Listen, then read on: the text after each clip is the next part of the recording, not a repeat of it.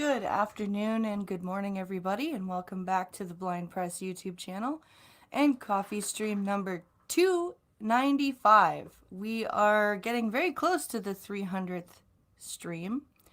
I hope everyone is having a good Tuesday morning.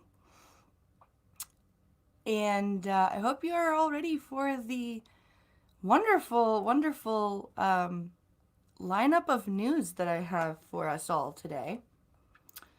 Got kind of a rant sandwich in between some of the stories. We've got a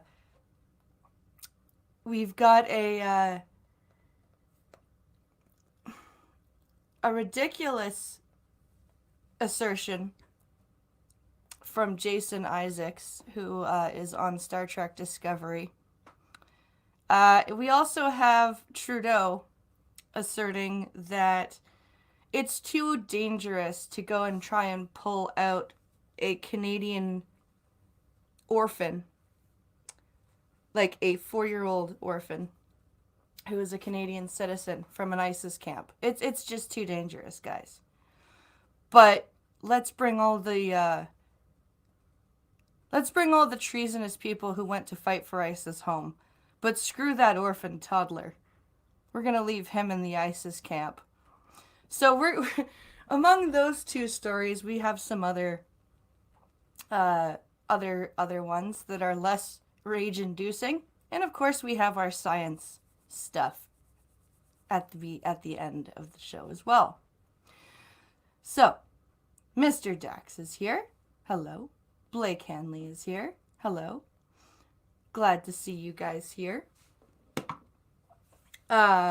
Let's take a look over. Let's go and jump over to the share screen button. Yummy coffee. Okay. Share screen. Yes, please. I would definitely like to share my, So before we're going to get into the news, Pincalo shared this Memology 101 video with me, and it's really funny. So what we're gonna do is we're gonna watch, it's like a 30-second video clip, but it's really amusing. So we're gonna watch this video clip first, and if you haven't subscribed to Memology 101, I strongly suggest that you do. If you're blind like me, some of his videos are hard to follow because he does a lot of visual stuff. But this one is just a clip that he uploaded of basically a gamer talking shit on blind people. It's kind of amusing. Hello, Fury Kitten.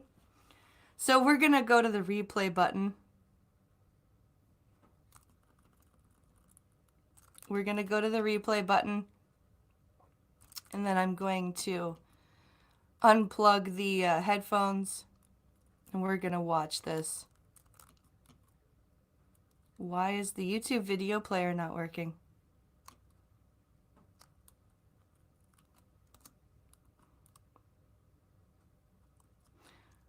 Really? You're gonna be a bastard? Really? There we go. Okay. So it is quite literally a 1-minute video. So we're just gonna quickly take a gander at this here. Press. Lee Sin takes the Baron here. He's going to get this buff. We're going to be pushing some towers here. Lee Sin really doing well. Your Team Frog is doing exactly what they want with the picks they have. He's commentating. You know, back when I used to play, back when I played my queue, you know, I'm a brand one-trick Plat 1 player. I hated when my teammate picked Lee Sin because if you didn't do well, we'd lose. And you just can't trust matchmaking players with Lee Sin. It's absolutely terrible. Yeah, and you're never going to see a good Lee Sin in Plat 1 anyways, so... I mean, the character itself is blind, and to be honest, the people that pick it usually play like they're blind too, so it's a little, not saying that blind people don't play well, some blind people are better at games than me, and blind people are absolutely great. I love hey, shout out to the, Yes. Okay, that, no.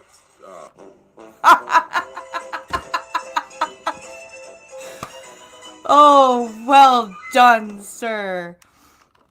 Well done. Well done. Does your foot taste good?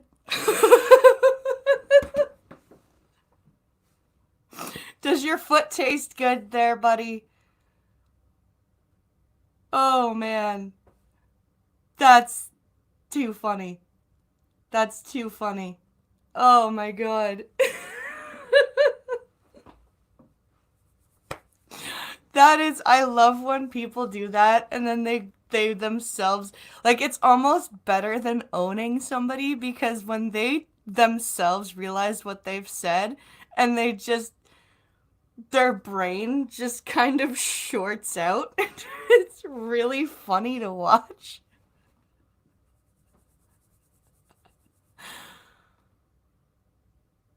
I saw that earlier, a solid train wreck in 2 parts. Hello, Maddie. Yeah, no, that was really funny. Thank you to Pincalo for sharing that with me, because man, that was good. And please consider subscribing to Memology 101. He does content like that quite often, and it is usually just as laugh-inducing. So yes, please do. Yes, please do hit up Memology 101. Let's see. We have, so this article, Remain in Mexico has a 0.1% asylum grant rate. Did you guys ever think that that would be because the people applying for asylums are not qualified for them? Because, you know, asylums are for emergencies, not for I don't like my country. I'm just saying. I'm just saying.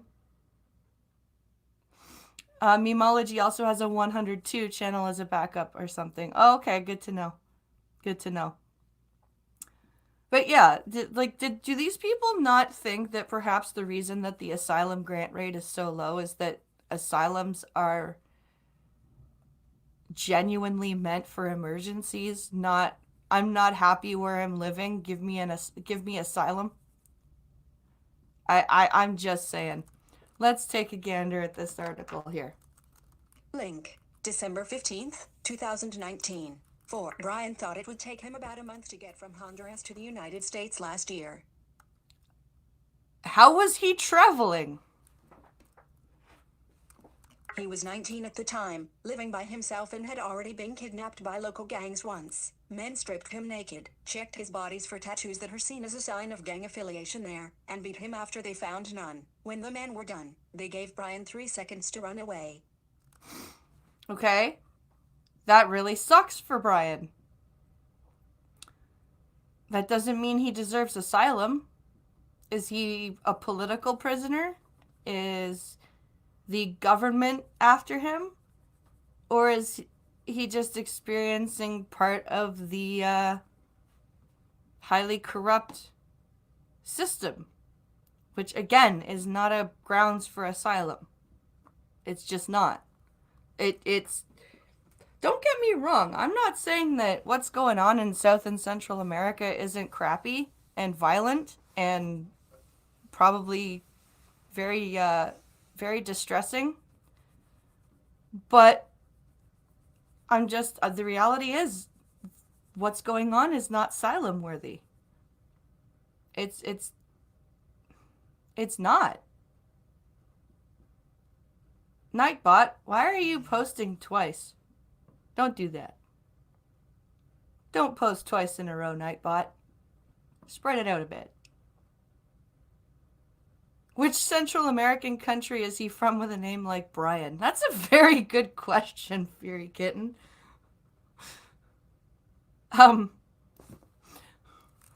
So, in October 2018, when Brian heard that a migrant caravan was heading to the U.S. Mexico border, he decided to tag along. I'm sure he did. And it did take Brian a month to get to the border. What he didn't realize is that was only the beginning of a year-long struggle to request asylum. For what? What? Why?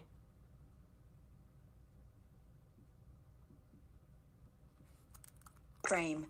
That's because Brian arrived to the border at a time in which the Trump administration began making drastic changes to U.S. asylum policy. Yeah, it's all Trump's fault that he couldn't get asylum. It is all Trump's fault. Blame Trump. Hashtag blame Trump. Trump is the cause of all the problems on the planet. Are you an alcoholic? It's Trump's fault. Are you a poverty-stricken person in the middle of Africa? That's Trump's fault too. Did you fall down and break your leg? Guess what? Trump pushed you. Oh, Jesus Christ.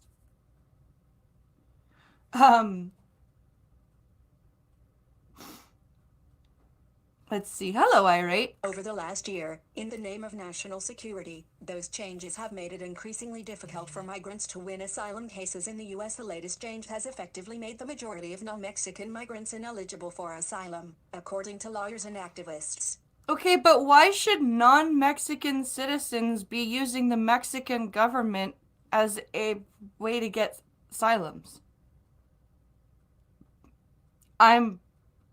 Why is it the Mexican government's job to grant asylums to non-Mexican citizens? I'm confused by that. Is this the same train of thought that allows people to say that non-US citizens should be allowed to vote? Is this what I'm understanding here?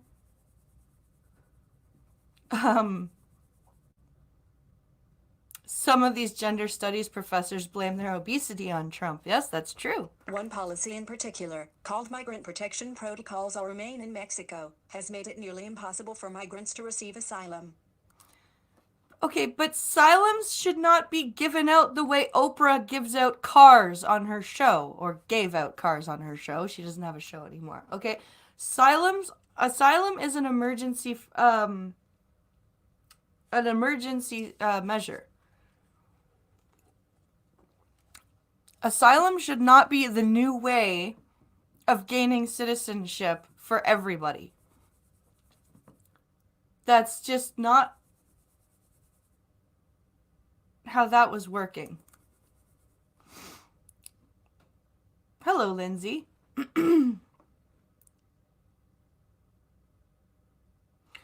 I saw a poll on Twitter today, so it's not Republicans anymore, it's Trumpists. Well, what are they going to do when Trump's 2 terms are over? They can't call them Trumpists anymore. I'm confused. Data shows that as of September, of the more than 47,000 people in the program, fewer than 10,000 had completed their cases. Of that group, 5,085 cases were denied while 4,471 cases were dismissed without a decision being made, mostly on procedural grounds. So you mean they were denied because their situations weren't considered drastic and dangerous enough to require asylum? So the program is working? So the issue is what? What exactly is the problem here? Oh, is it that we're supposed to just give out things like candy? Okay, I see. I've got it. Link image link heading level 2 link by. Is that the end of the story? Text up.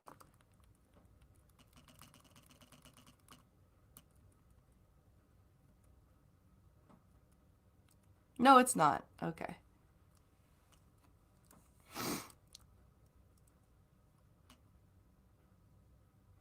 Here we go.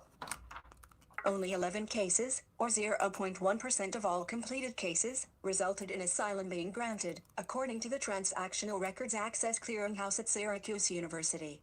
Which means that 11 people's cases were considered worthy of asylum, which means they were like political prisoners, they were in political danger.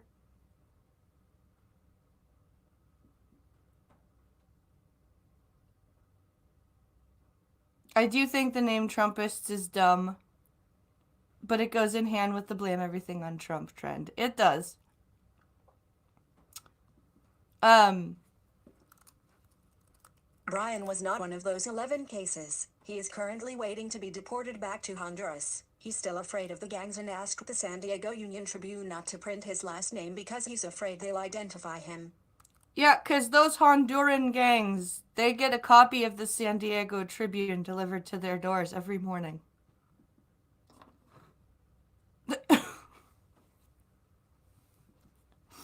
That 0.1% grant rate is significantly lower than the 20% of people who were granted asylum outside of the Remain in Mexico process, according to data from the Executive Office for Immigration Review. Okay, so other countries are doing more asylum. You know, maybe if all of these people hadn't swarmed the U.S.-Mexico border, things would be going a bit faster. Maybe, you know, this is what it looks like when the majority of people ruin it for everybody else, or not the majority, the loud minority of people ruin it for everybody else. Good afternoon, BLT. That's what happens. That same data shows a 48% denial rate and a 30% other rate in 2018. The other category means that asylum cases either ended without a decision being made, or were withdrawn for some reason. Before being enrolled in the Remain in Mexico program, Brian went up against one of the first major changes the Trump administration made to asylum policy, expanding the metering program. Metering forces migrants at the border to wait months in Mexico before getting a chance to turn themselves into Customs and Border Protection agents. Officials at the Department of Homeland Security defend the practice by saying that there is a limited amount of space in holding facilities where they process migrants who enter the country without proper documentation. To prevent overcrowding, they need to manage the amount of people who enter each day. But they do! You guys bitch at them for letting too many people in and overcrowding the detention centers, and then you bitch at them for making them wait in a different country instead of putting them in the detention centers. What the fuck do you want them to do? What do you want them to do? Oh, wait, I know exactly what you want them to do. Just let them all wander in without any background checks. Just... Jesus. There are more than 10,000 migrants currently in Tijuana waiting to enter the United States and legally asking for asylum. Many have been there for months, and on some days, none of them are allowed to enter the country. Instead of waiting, several people either cross illegally into the U.S. or turn around and go back home. So, instead of waiting, they're going to either break the law or go back to hell, apparently, as they call it. So... because you don't have patience, and because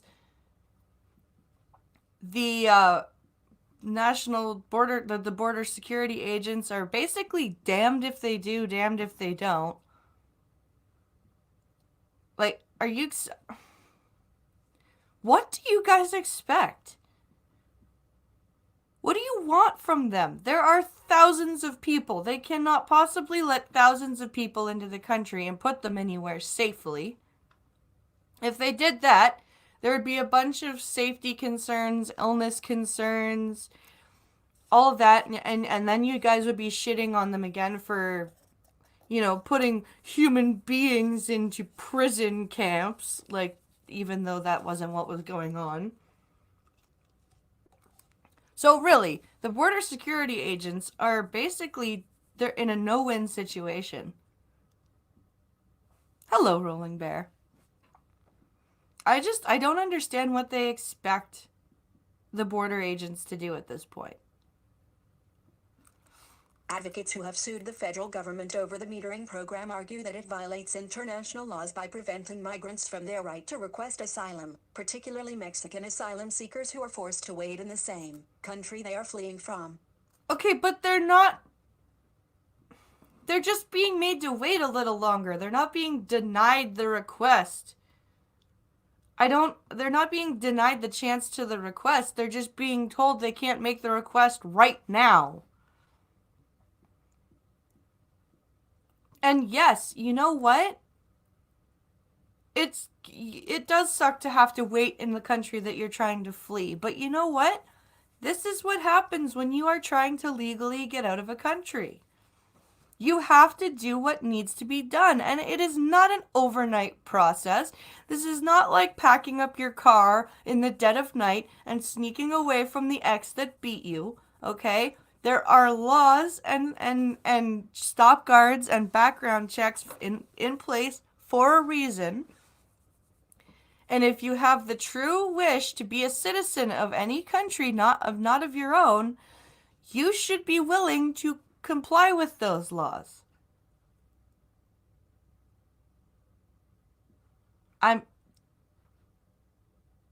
Asylum is not a human right. What the fuck, says Pincalo. What the fuck is wrong with these people? I don't know. Mr. Dax says, as you said, they'd want the border agents just to let them in. Yeah. They do. In Brian's case, metering meant that even though he arrived to the border in November 2018, he didn't get a chance to actually enter the country until January. You were correct. So he had a month and a half. Like, would he rather, like, what, again, what does he expect?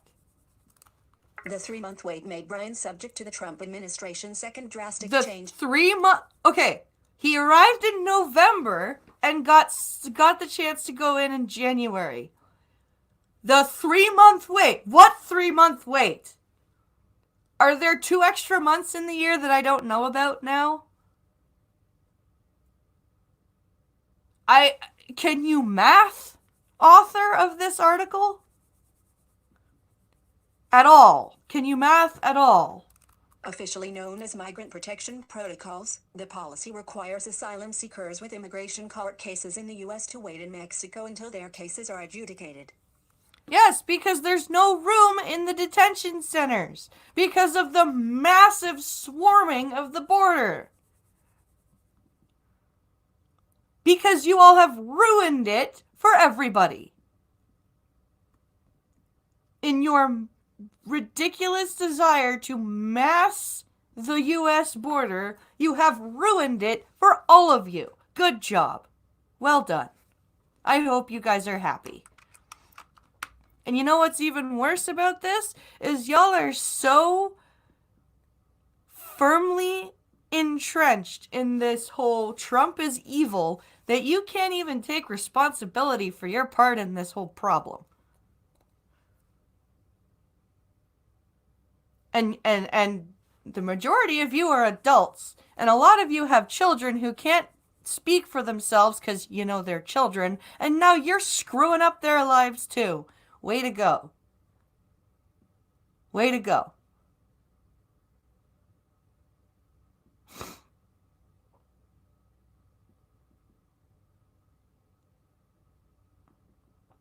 That is, okay, but math? You want them to math? They're journalists, says Maddie.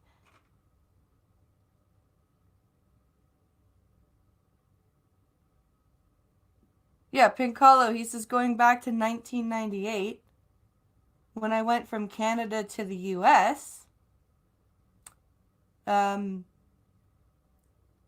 we really didn't get anything done till about 99 or 2000, and it was about 3 years in total just for a green card, not citizenship. Yeah.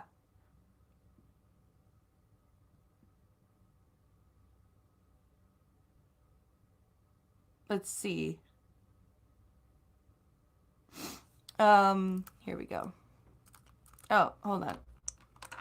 The program was announced by the Department of Homeland Security in January as a response to changing demographics at the border. The migrant caravan brought a lot of women and children, which presented a problem to Customs and Border Protection because they were used to interacting with adult men.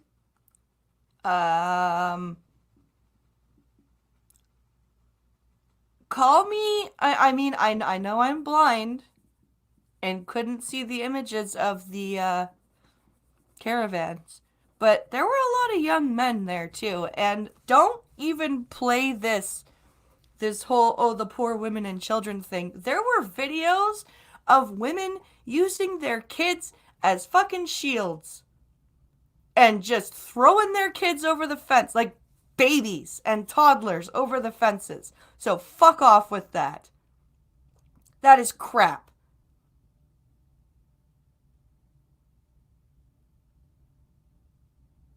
Let's see.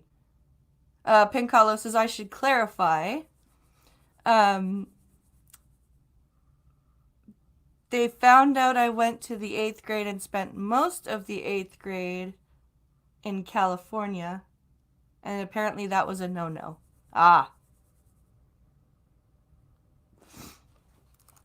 The situation has had severe impacts on U.S. border security and immigration operations. The announcement read, the dramatic increase in illegal migration, including unprecedented number of families and fraudulent asylum claims, is making it harder for the U.S. to devote appropriate resources to individuals who are legitimately fleeing persecution.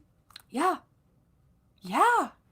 You guys are doing this. You are causing the delays. You are causing the backlog. I hope you are happy with yourselves. I hope you enjoy the bed that you guys have made for yourselves, because it is your fault.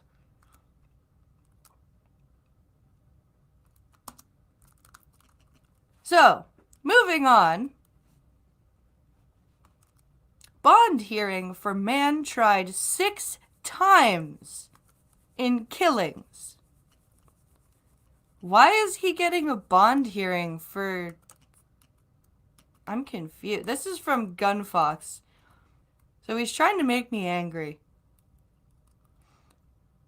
Let's see here. This is from Mississippi.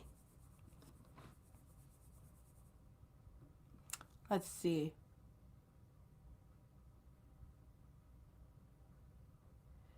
If you go from the beginning of the November month to the if you go from the beginning from the November month to the end of the following January month, that is indeed 3 months. Okay, but it didn't say when he got to the it didn't say when he got to the border in November. It just said in November. So it very well could have been the beginning of November, could have been the middle of November, could have been the end of November. It also didn't specify when in January he got into the country. But honestly, once you are in a month, when you start a month or a day or a week, you don't count that day. Like, it's the same thing with decades. This is not, on New Year's Eve of this year is not the end of this decade. Just like 2000, the whole thing about the year 2000 being the millennia, that was not the millennia. 2001 was the change of the millennia. So, I would give them at most 2 months. I don't, but that's just a quibbling detail. Winona, Miss Link. Winona, Miss. A judge was being asked to set bond Monday for a Link, Mississippi. Man waiting to hear whether prosecutors will try him a 7th time in a quadruple slaying 23 years ago. What the hell happened to Double Jeopardy?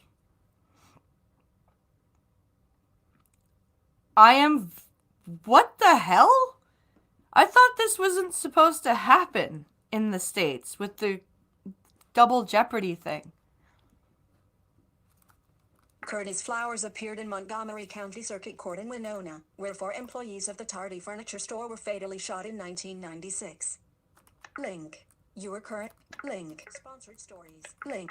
Sorry? Link. Flower. They've put a whole bunch of sponsored stories right in the middle of the article, because that's helpful. Link. Flowers, 49, was convicted 4 times in the slayings. All 4 convictions were overturned. 2 other trials ended in a mistrial. District Attorney Doug Evans has not said whether he intends to try Flowers again. Oh, that's how they're avoiding the Double Jeopardy thing. Gotcha.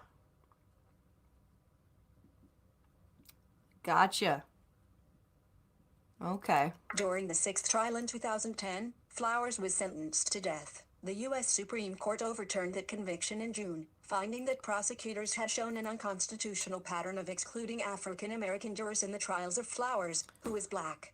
Oh my God. What? They have no black jurors? Is that what you're trying to say? You're trying to say that they had all white jury? After the Supreme Court ruling, Flowers was moved off death row at the Mississippi State Penitentiary at Parchman and taken to a regional jail in the central Mississippi town of Louisville. One of the attorneys now representing Flowers is Rob McDuff of the Mississippi Center for Justice. He argues that Mississippi law requires bail after 2 capital murder mistrials. McDuff is asking Circuit Judge Joseph Loper to set bail and allow Flowers to be released from custody for the first time in 22 years. What are they doing? How bad was the evidence against this guy that they keep having to overturn his convictions and shit? This is like a circus.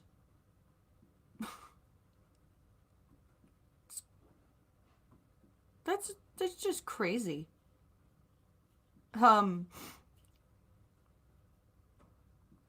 Okay. Flowers' attorneys are expected to argue at another hearing, not yet set, that the judge should dismiss the charges altogether. Oh boy. If the judge agrees to a bail bond, it's unclear how soon Flowers could be released. The timing depends on several factors, including whether bail money is readily available. Generally, at least 10% must be paid.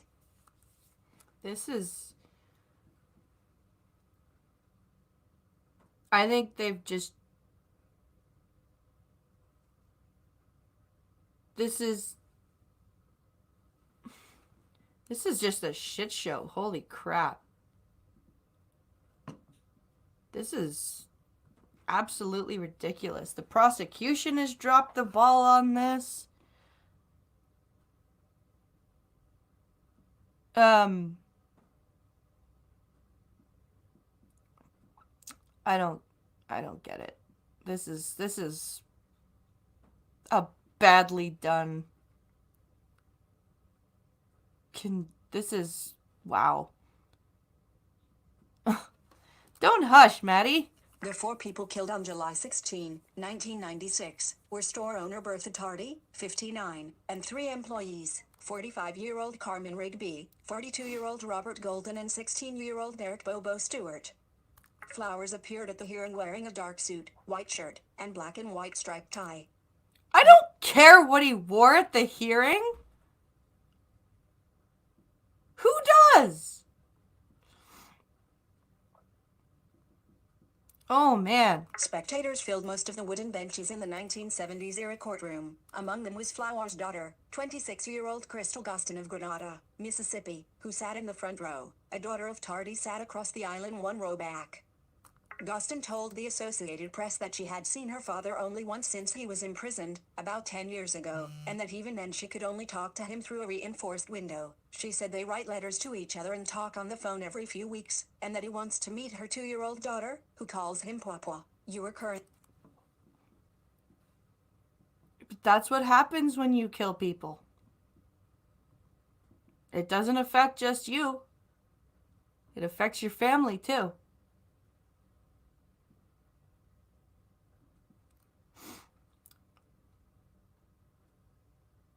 You want them to edit now? Holy crap, Blind Press, you're asking for a lot. Hi, Uzi. We're so much alike, Guston said. We laugh all the time on the phone. Guston said her daughter's favorite Disney character is Minnie Mouse. If her father is released, they will take their first ever photo together, and her father wants to take them to Disney World. You are current. How? Where are you going to get the money for that? You've been in jail. This is just a complete... Like, everybody has completely dropped the ball on this. This is crazy. Okay.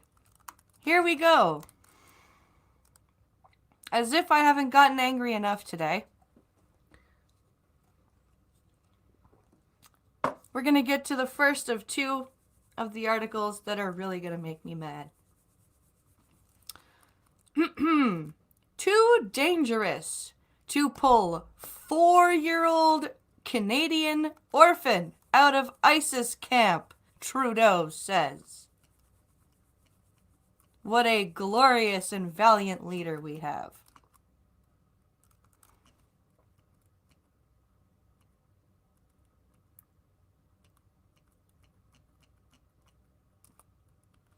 Here we go. Let's read about what my pussy of a leader has to say. It's all right, Darth Killer. Toronto Prime Minister Justin Trudeau said it was too dangerous to send in Canadian diplomats to remove 4-year-old Canadian orphan Amira from the Al-Hol detention camp, after Kurdish authorities confirmed they found the child over the weekend. Why would you send diplomats into a war camp?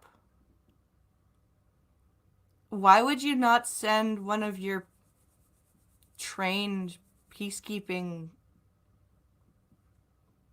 Ugh, you retard. Link. In a one-on-one interview with CTV News chief anchor and senior editor Lisa Laflamme, Trudeau said that he was aware of the little girl's story, but that the safety of Canadians who work in the Middle East needs to be considered. She's a Canadian! And she can't... Oh, wow!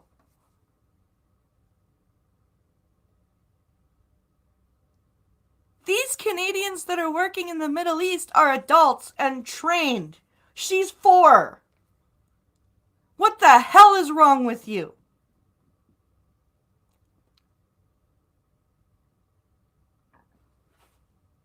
What the hell is the matter with you, dude? Wow. Right now we've qualified it as too dangerous for Canadian officials to go into Syria and into those refugee camps, he said. But you just said you have Canadians working in the Middle East. Why do you mean go into Syria? You just said in the previous sentence that you already have Canadians in the Middle East working. What are you talking about?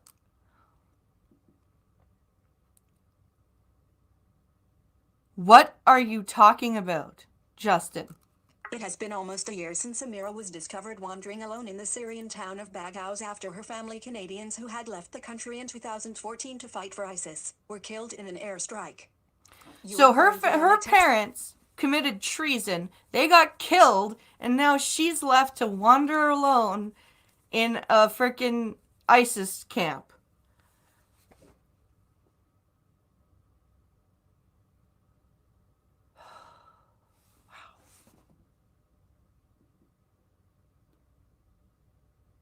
I guess Syria isn't in the Middle East anymore, says Darth Killer. No, guess not.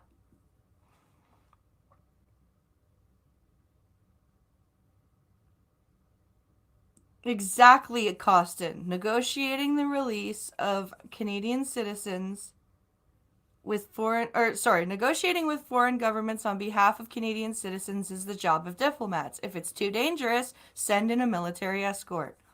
Exactly. It's not like you have people trained for this specific scenario where you're going in to protect diplomats. No, it's not like that's never happened before. Oh my God, you lazy piece of crap Prime Minister. You just can't be bothered. You don't care. You don't care, Justin. This kid is being groomed as an ISIS suicide bomber. Yeah. And that's probably the least of the bad things that could happen to this kid. That's not something a 4-year-old should live through. No, it's not. No, it's not. And because her parents were pieces of crap, treasonous shitbags, now she has to live like this. And our own glorious leader can't be bothered to save this kid.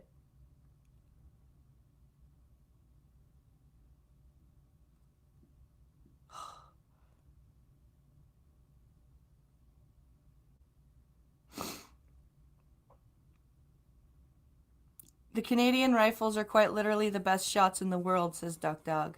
Yeah, we have very good snipers.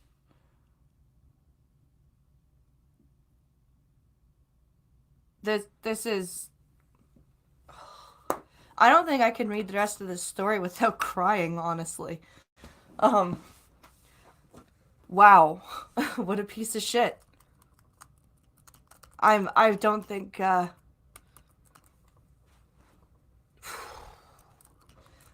I've been angry on this stream before, but wow. Wow. I'm really angry. So let's get even more angry by reading about Jason Isaacs and what he has to say. Ahem. Let's find the headline, shall we? Heading, there it is. Jason Isaacs wants racists to stop pretending to be Star Trek fans. Okay, then. So this was published on the 14th of December. And Undoomed actually shared this article, which I grabbed. I saw him share it yesterday, so I grabbed this. Jason Isaacs can polish my knobs, says Irate Prostate. Excuse me, says Uzi-Q. Yeah. Let's read this treasure of an article, shall we? On December 4th, there are a lot of reasons that blink fandom culture in the modern age has been tarred with a blink general air of toxicity. Thanks. What? General air of toxicity, thanks? To the actions of select groups. One of those myriad reasons is, well, speaking to the actions of select groups. One of those myriad reasons is, well, bigots and racists getting mad that progressively minded fiction is a thing that exists, and Jason Isaacs has no time for them shielding that hatred as fandom. Okay, no. Progressive fiction is fine. Just write your own. Okay? Don't take a thing that's been established for almost 60 years and put your own spin on it. Be original and write your own fiction. You lazy bastards. Speaking to the Blink Radio Times about Star Trek, Discovery's upcoming network broadcast debut in the UK, while it airs concurrently on Netflix with its release on CBS All Access. The first season is set to run on the UK's Channel 4 starting this weekend. Isaacs briefly discussed the critical reaction to Blink. Wow, it's season 1 is just coming to the UK now?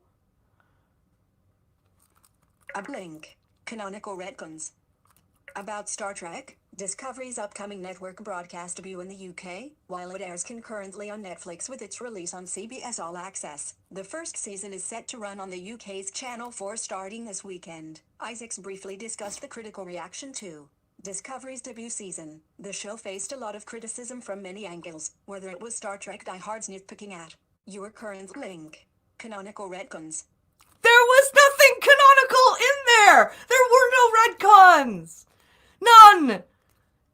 No canon! It was just like, oh, look, here, Spock's got a sister he's never mentioned ever. Or Sarek, or Amanda, or ever. Oh, look! Klingons suddenly carry their dead around with them. Why? Oh, well, these are different, weird, fanatical Klingons. What?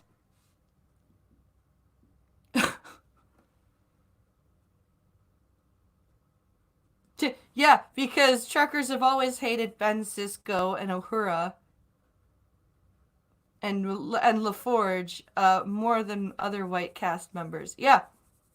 Yeah, nobody liked Sisko because Sisko was black. It's not that Sisko is a lot of people's favorite captain. Do those Klingons even believe in Stovall? I doubt it.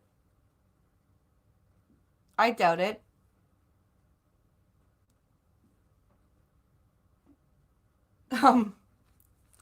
Or reviews and critics engaging with link. The show's attempts at portraying a morally murky Federation at a time of conflict, and how successfully it executed that idea. It didn't. And you know what? You know what series did depict a morally murky Federation during a time of conflict? Deep Space Nine! Have any of you watched Deep Space Nine? That happened, 20 years ago? But, you know... Ugh. They talk like they have cocks in their mouths. They do! They made Section 31 mainstream. Oh, hell no. Oh, hell no. When you put TOS and TNG in a silverback, or in a blender with a silverback gorilla, you get STD Klingons. That's funny.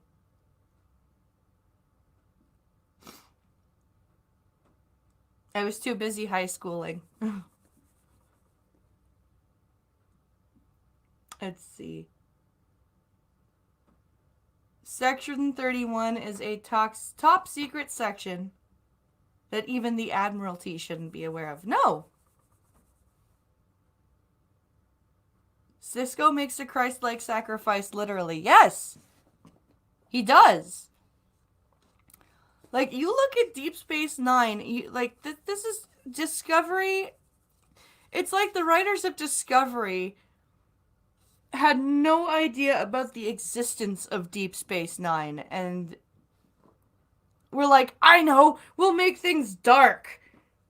Been there, done that. You guys just don't know what the hell you're doing. But then, as Isaac notes, a particularly vocal area of complaint among some fans was that, heaven forbid, a Star Trek show believed in progressive values, put a black woman front and center, and engaged in issues of social justice. A Star Trek your show, how dare it? As patently hateful this criticism was, Isaacs at least had no time for these people masquerading bigotry as an alleged passion for Star Trek as a source material. No, the issue the fans had was your clumsy way of ramming your agenda down the fans' throats. Again, had you assholes bothered to watch any Star Trek before writing Discovery, you would know how progressive Star Trek actually was already, and you would also probably learn how to write your agenda into a series or a program or a show without it being shoved down the throats of people. They already had a black captain 20 years ago. They had a female captain 20 years ago. They talked about progressive issues like homosexuality and stuff 20 years ago. See the episode Outcast from TNG. Star Trek also had the first interracial kiss on screen. See TOS. What the hell are you all talking about? Initially, when we launched Star Trek, there were a bunch of voices pretending to be Star Trek fans online, complaining that we were social justice warriors, and that it was all too right on the Me Too generation, that we had a young black woman led, he told the Radio Times, and they were exposed very quickly as a bunch of non-Star Trek fans, racist right-wing lunatics, because the real fans took to them as soon as the show started running. No.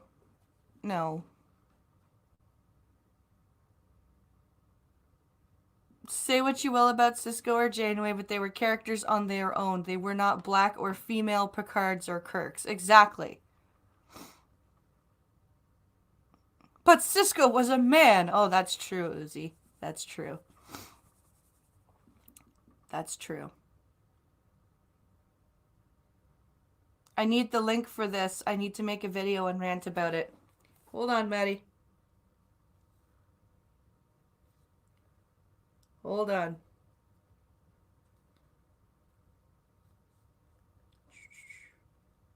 Where is it? Here it is. Copy message.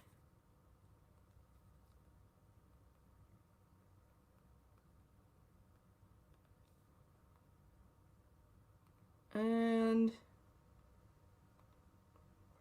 I send it to your main. I sent it to your main Twitter, Maddie. There. I sent it to your main Twitter, not your House of Geek Twitter, but you can copy the link from there. There you go, Maddie. Rant away, dear. As Essex went on to say, the charade of these bigots falls apart pretty quickly when they claim to be diehard, gotta keep worthy fans of a source material but they apparently could not understand on its link, most basic level. Do you understand the source material on its most basic level? Because I really don't think so. Star Trek is set in a future utopia where humanity has put aside division and discrimination, in the wake of horrific nuclear war, to unite itself in the lofty aims of exploration and understanding of its place in the stars. It's always been an inherently progressive and hopeful lens on our potential future. That's not what Star Trek fans think. Isaac's added about the negativity he experienced. It was people who were jumping on the bandwagon to espouse these disgusting views thinking that they had a God. No, you were so close. You were so close, dude. And then you just took a tangent off to the left. Like, the reason fans are so angry is because Star Trek is already progressive. And it talked about progressive issues very well. The problem with Discovery is that it's so clumsily done, and there's no love. Like, you can tell. This show is not done with love. It's done with, let's see how many agendas we can shove into one episode.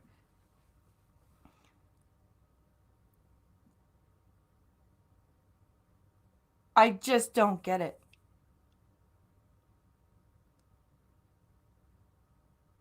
Sweet, Lindsay, let me know. I'll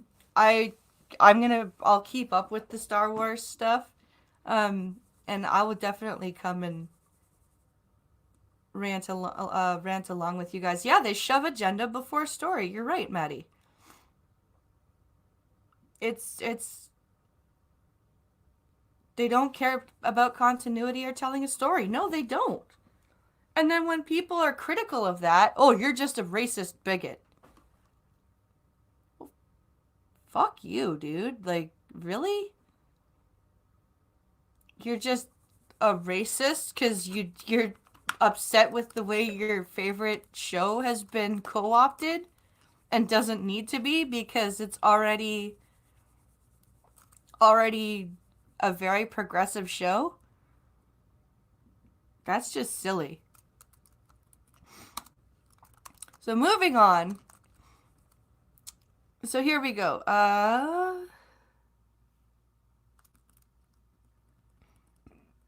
Let's see here. I am worried the CRA could be set to cut down on Airbnb hosts. Well, that's good because we have a lot of people who are kind of like, there are some people, I actually knew somebody who was on ODSP, but their mother bought them a house and they put half of it as an Airbnb, but showed her as renting the house so that she wouldn't be thought of as making income.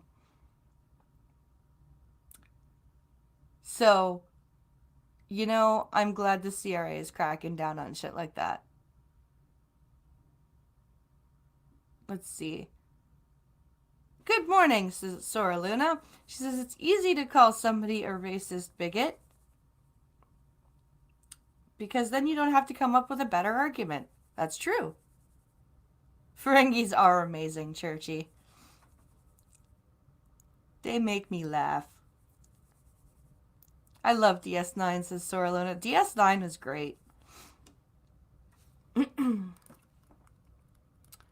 So let's see here. Here we go. Canadians who rent out their homes are starting to come to grips with the reality that they can run, but not hide from the tax man. Yeah, so it's the problem. This is what's going on, is a lot of people are renting out their homes, whether they're on disability or not. They're renting out they rent their homes, but they're not reporting the income that they're making. I hate what Voyager did to the Borg too. Let's see. Hello, Six.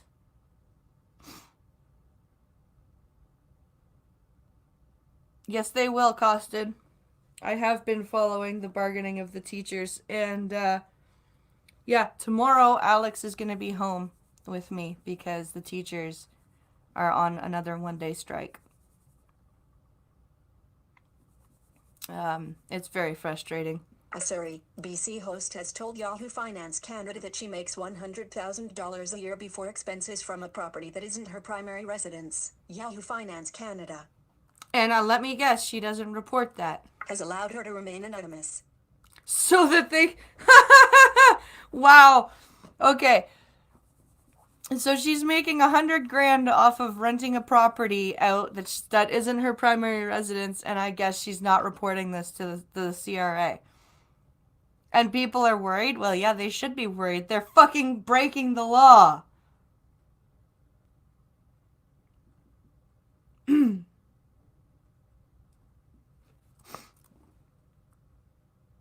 We've always rented long-term and it was a hassle dealing with tenants, she said. Airbnb makes us significantly more money. Yes, but you also need to report that money, you dum-dum. Otherwise,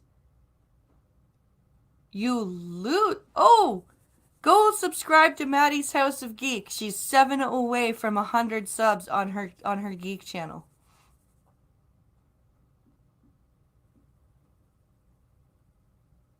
All right, Lindsay. Let's see. When she files taxes, she claims roughly half of the full amount she earns on Airbnb. It's how much she would earn from a long-term tenant. Okay, but you don't have a long-term tenant, so you're still hiding $50,000 a year from the government. You're stupid. You know you can go to jail for shit like that, right? We don't claim all of it because the house is not a separate business, so it gets claimed with our personal taxes, she said. But it is a separate business. You're running an Airbnb. That is the definition of a business. You are running an Airbnb and you are making 6 figures. And you don't think that you should be claiming all of that because, oh well, it's our house and I guess like we're not like incorporated or something, so we don't have to pay. Like, do you think Pincalo doesn't have to pay fucking business tax? Cause he's not. Like, you guys are stupid.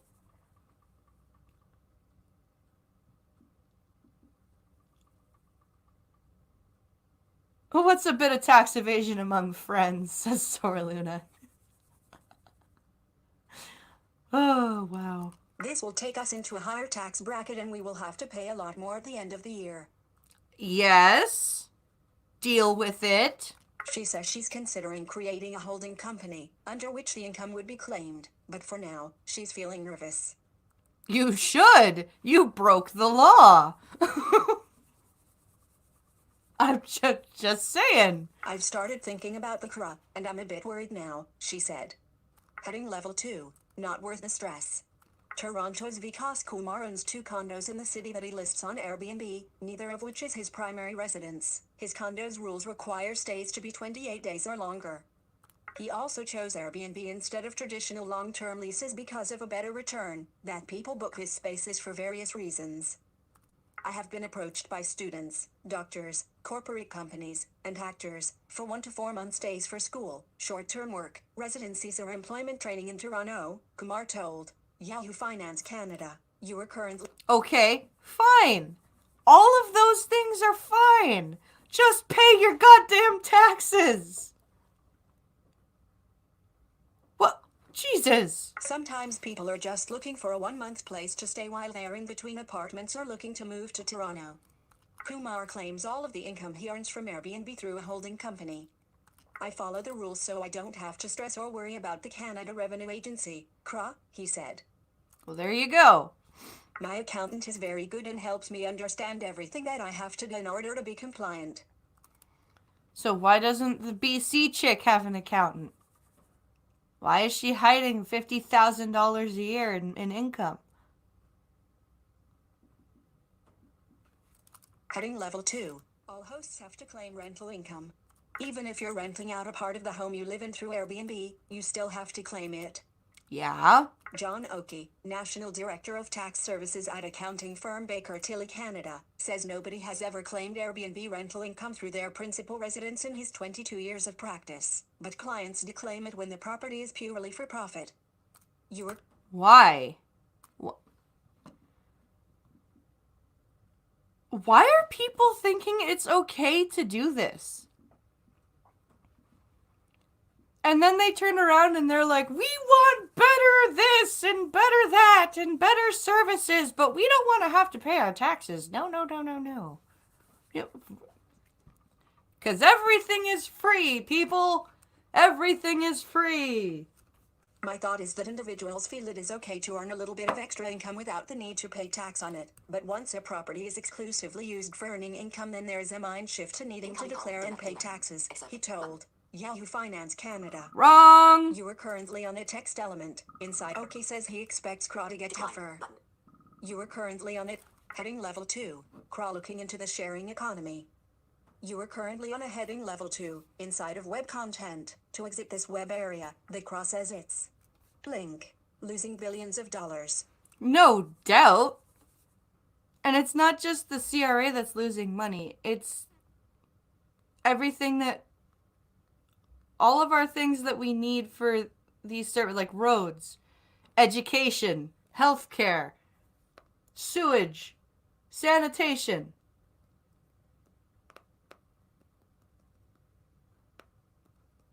All paid for by taxes. Sorry.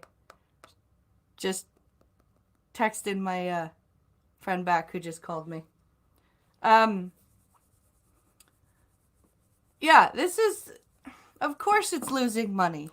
Every year through unreported income from the sharing economy, which includes Airbnb, but the agency is taking a broader approach to the problem. The Canada Revenue Agency has identified the sharing economy as an area of risk for non-compliance, a spokesperson told Yahoo Finance Canada, who added that the agency is identifying the highest risk files for compliance action to ensure that hosts are paying their fair share. Good. The agency says it can't pinpoint revenue from Airbnb versus long-term rentals because tax filers aren't asked to report the type of rental they offer, but short-term rental sites like Airbnb are very much on its radar. Good. The CRA will continue to monitor this sector, focusing our efforts on hosts that are providing short-term accommodations as a business. It has a lot of firepower to go after tax evaders. The most recent federal budget gave the CRA an additional $66 million to target non-compliance in the digital economy. Gary Chow, principal at Baker Tilly's Vancouver office, thinks that's easier said than done when it comes to Airbnb.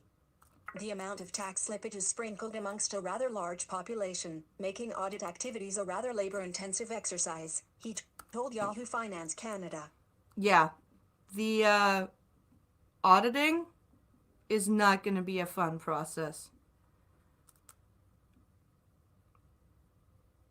Hello, Polly.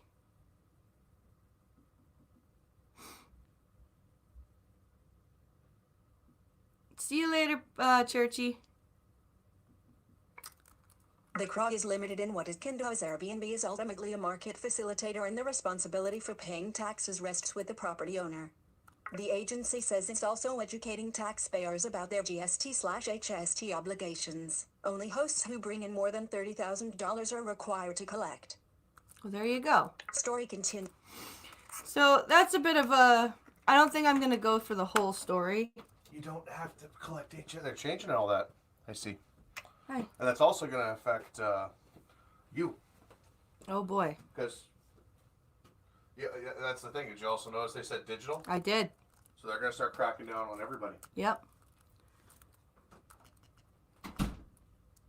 So now we're going to head over to the science-y portion of the show.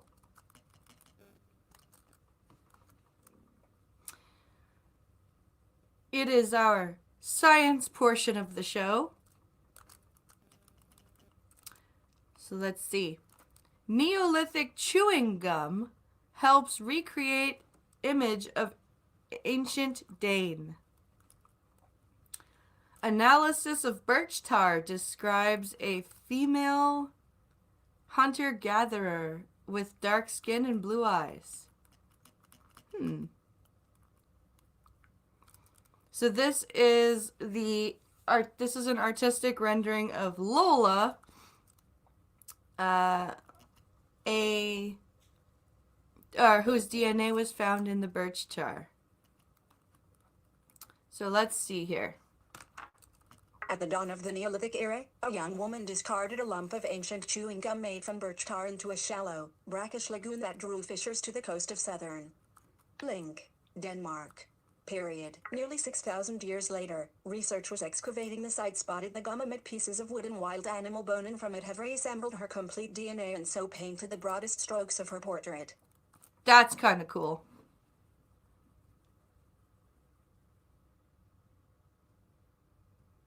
That's really cool.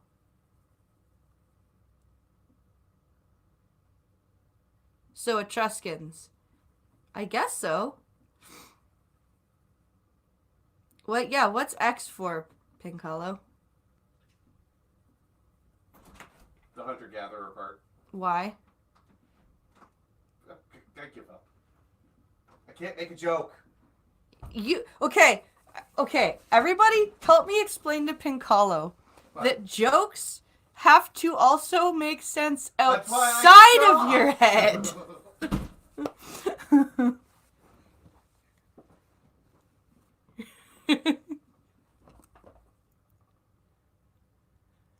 What the hell? How can they tell what she looked like? I think this is Stop it or I'll start belittling you more. So, I think what they've done, Irate, is they've done like a general,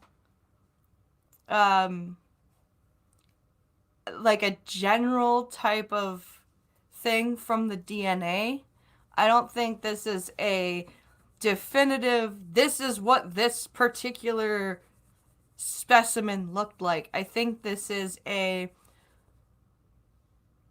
from her DNA, this is what this particular group of Neolithic person would look like. I think this is... Yeah, I don't think this is like a definitive reconstruction. I think this is a general thing. The strands of DNA preserved in the gum point to a hunter-gatherer from continental Link, Europe, who had dark skin, dark hair and blue eyes. She lived near the lagoon, itself protected from the open sea by shifting sand barriers, about 5,600 years ago, according to carbon dating of the birch tar. Okay, so yeah, they've looked at her DNA, figured out what her eye color or skin color could have been, and also looked at the carbon dating of the birch tar. It's DNA pulled from taffy, pretty much.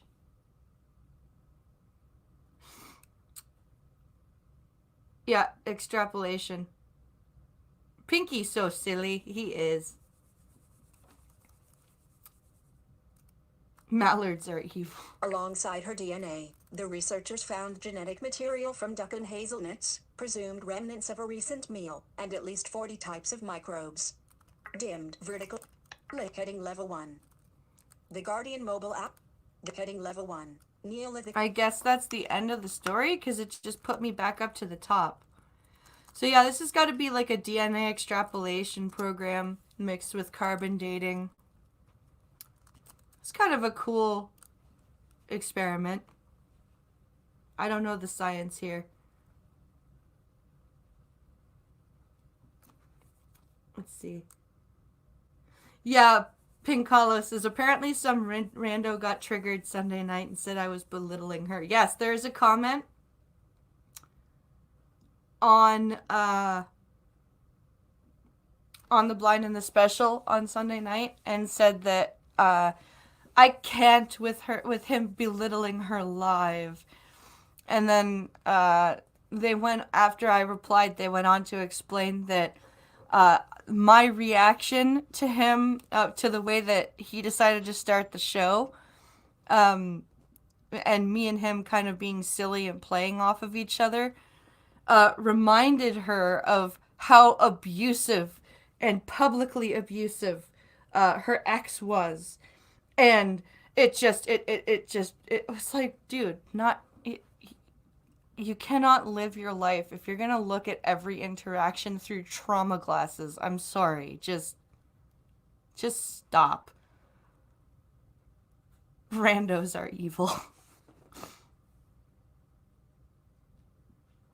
Oh, yeah. But yeah, like, seriously, do any of you think, like, in any kind of serious situation, that I would let Pinkalo belittle me?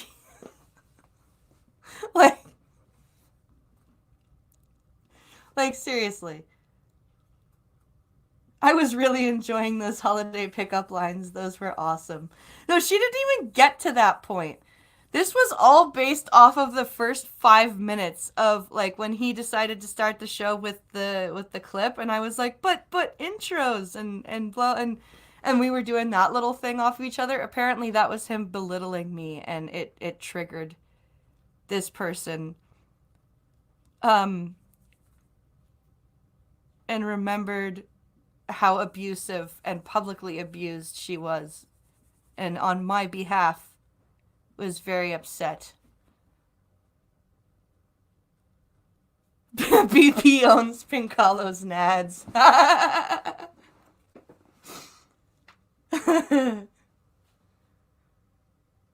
Oh, that's just funny.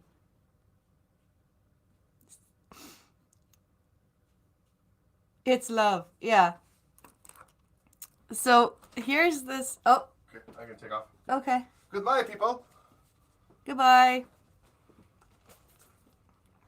So this last story, if I can find the headline, would be very helpful.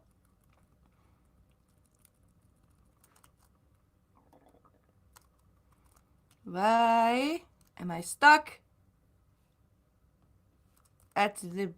Where am I here? So there we go. Found it. I think. Safari, why are you being Safari?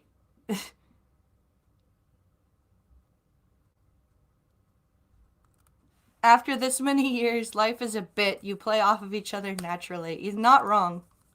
He's not wrong at all. Like, could you imagine, like, the way Ranting Monkey and Lady Monkey talk? Like, how would she have felt had she watched one of the nipple streams? Would she get upset on behalf of Ranting Monkey? It's physical abuse. I just can't.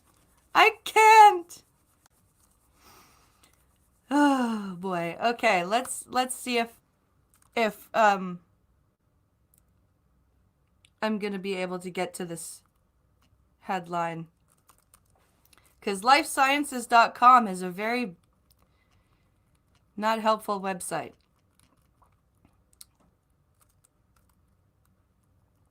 Trending. I don't care about trending. I just want the headline. There we go. Earth's magnetic North Pole continues drifting, crosses prime meridian. Yes, well, it's about time that our Earth's poles kind of reverse themselves. It's been, what, 100,000 years? Purple nurple.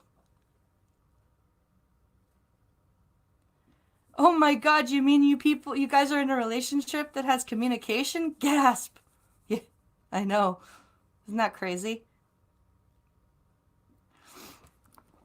So, let's see here. Let's read. Earth's magnetic field protects us from the solar wind by deflecting the charged particles. Image. So I guess that's a picture of the magnetic field. Earth's magnetic link. Earth's magnetic North Pole, which has been wandering faster than expected in recent years, has now crossed. Link. The prime meridian. You are currently on magnetic north has been lurching away from its previous home in the Canadian Arctic towards Siberia at a rate of about 34 miles, 55 kilometers, a year over the past 2 decades. You are currently link. Latest model of the Earth's magnetic field. Released December 10th by the National Centres for Environmental Information and the British Geological Survey, predicts that this movement will continue, though likely at a slower rate of 25 miles, 40 kilometers, each year. Yeah, it's normal for the Earth's magnetic field to flip around. Like, I don't think we've actually, have we been alive as a species for the last one?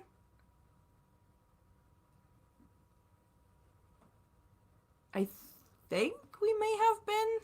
We would have been much less sophisticated, but I think humans may have been around for the last flip. Advertising frame. This model is used to calibrate link, GPS, and other navigation measurements. Earth's magnetic field is produced by the churning of the planet's iron outer core, which produces a complex, but large. Earth's magnetic field is produced by the churning of the planet's iron outer core, which produces a complex, but largely north-south magnetic field. For reasons not entirely understood but related to the planet's interior dynamics, the magnetic field is currently undergoing a period of weakening. That's why. Link. Magnetic north is drifting. It's doing that because it's getting ready to flip. You are current as of February 2019. Magnetic north was located at 86.54 and 170.80 within the Arctic Ocean, according to the SETI. Magnetic south similarly does not line up with geographic south. It was at 64.13 s 136.02 off the coast of Antarctica as of February 2019. But does the magnetic pole ever line up with the geographic? Scientists release a new version of the World Magnetic Model every 5 years, so this 2020 update was expected in February 2019, though. Link. They had to release an update ahead of schedule. Due to the fast clip of magnetic north's movements, the 2020 model shows the blackout zone around magnetic north where compasses become unreliable and start to fail because of the proximity of true north. The new maps also show magnetic northeast of the prime meridian, a boundary the pole crossed in September 2019. Very interesting. Link. According to Newsweek, the prime, or Greenwich, meridian is the meridian that was set as the official marker of 0 degrees, 0 minutes and 0 seconds in 1884. It runs through the Royal Observatory at Greenwich in England. Yeah. Related. So that's a bit of just a science-y type of thing to end off the show. So it says it's currently unclear whether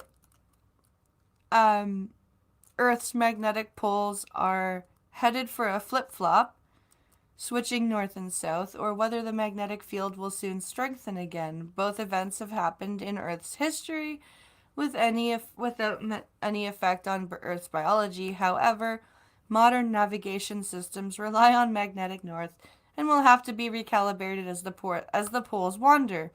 Already, for example, airports have had to rename some of their runways. which have names based on compass directions. Yeah, this could cause some havoc for GPS. I've read it's rare for the two norths to align. Yeah. I've read that as well.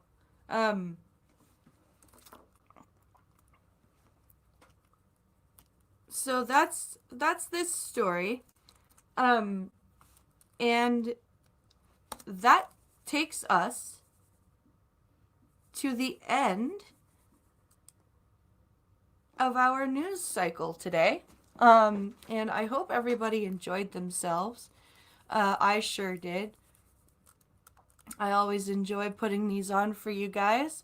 I hope you guys can catch Minions of the Zoo tonight at 11:30 p.m. Eastern, 10:30 p.m. Central Time. It is Tuesday, which means it is time for Skep Talk to host the Minions, and I will be on as a guest. And of course, tomorrow is Wednesdays with Skep, so be sure to tune in for that. I hope everybody has a great day. Another winner. Oh, thank you, man. Let's see. Thank you for the commute help. No worries, Sora. Have a good day at work. I hope everyone has a great rest of their day. And we will see you tonight or tomorrow, whichever you can make. Have a great day, guys. Thank you for watching.